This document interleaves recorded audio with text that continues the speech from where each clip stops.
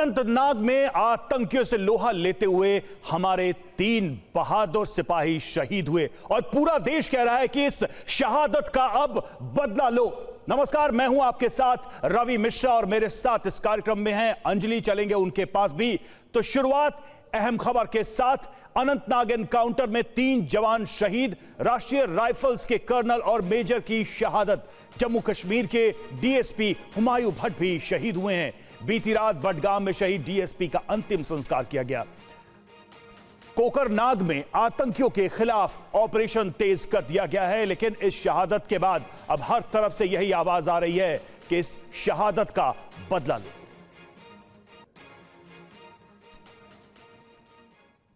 मनप्रीत सिंह, आशीष धौनेक, हुमायूं भट्ट, शहीद कर्नल, शहीद मेजर और शहीद डीएसपी। बताया जा रहा है कि 3 जवान इस पूरे मुठभेड़ में शहीद हुए हैं। उनके नाम भी हमने आपको बताए हैं। देखिए, आपको तस्वीर भी दिखा रहे हैं। अनंतनाग में आतंकियों से मुठभेड़ में शहादत।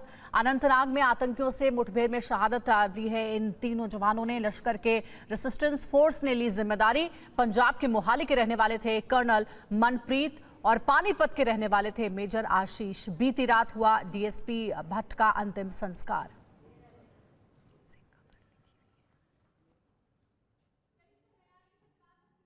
हुआ क्या अनंतनाग में, इसको भी समझना बेहद जरूरी है। किस तरीके से यह ऑपरेशन चल रहा है और इस दौरान ये हमारे वीर शहीद हुए हैं आतंकियों से लोहा लेते हुए। समझते हैं अनंतनाग में जो कुछ भी हुआ है अब तक। तो अनंतनाग एनकाउंटर में हमारे 3 ऑफिसर शहीद हुए हैं। अनंतनाग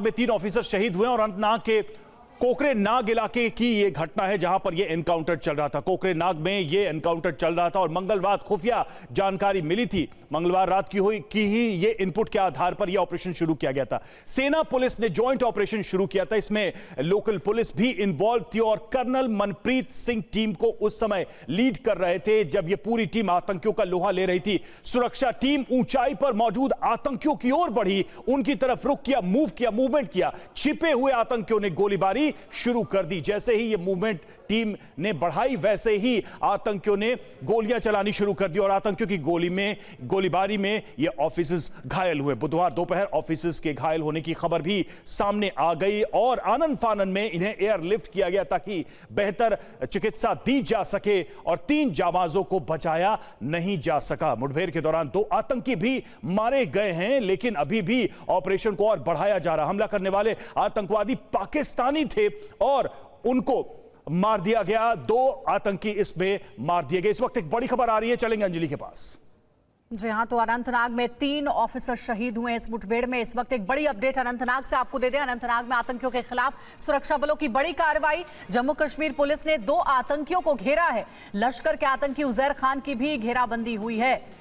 तो देखिए, मुठभेड़ एक और जहां हुई वहीं अभी पूरे इलाके को कॉर्डन ऑफ किया गया है। सुरक्षा बलों ने घेर लिया है। 2 आतंकियों को बताया जा रहा है कि घेरा गया है, जिसमें एक आतंकी उजैर खान बताया जा रहा है जो कि इस इलाके में छिपा हुआ था, उसकी घेराबंदी की गई है।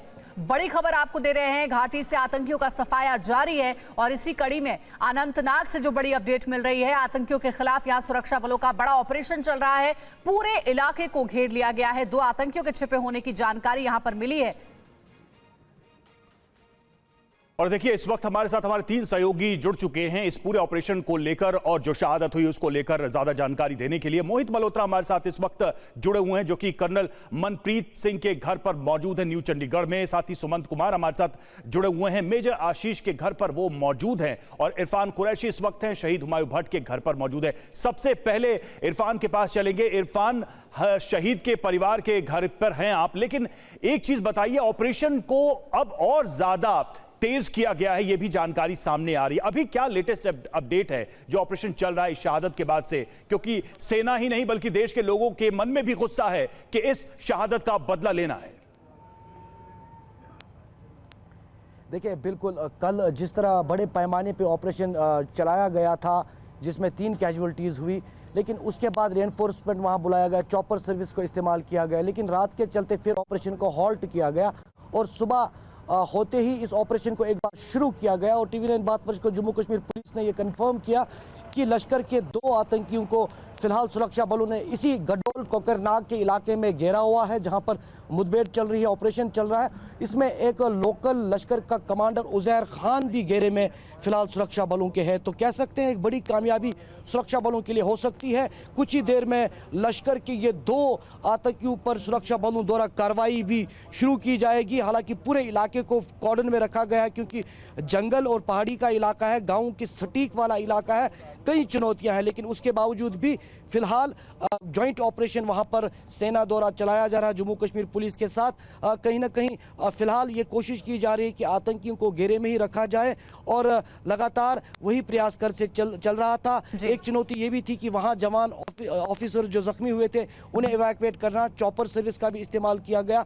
ये पूरा इलाका फिलहाल सुरक्षा बलों के घेरे में है, और कहीं ना कहीं कोशिश ये है कि जो आतंकी इस पूरी ऑपरेशन में वहां पर मुलव्वस थे, जिन्होंने फायरिंग की है, उन्हें जो है दर्द पहुंचा जाए और मुठभेड़ में मारा जाए। फिलहाल सुरक्षा बलों के लिए बड़ी खबर यह है कि 2 लश्कर के आतंकियों को घेरा गया है, जिसमें लोकल कमांडर जो है उजैर खान भी फिलहाल सुरक्षा बलों के घेरे में है। ठीक है इरफान, हमारे साथ आप जुड़े रहिएगा। देखिए एक और बड़ी जानकारी मिल रही है, सेना मेडल से सम्मानित शहीद कर्नल का अंतिम संस्कार आज होगा।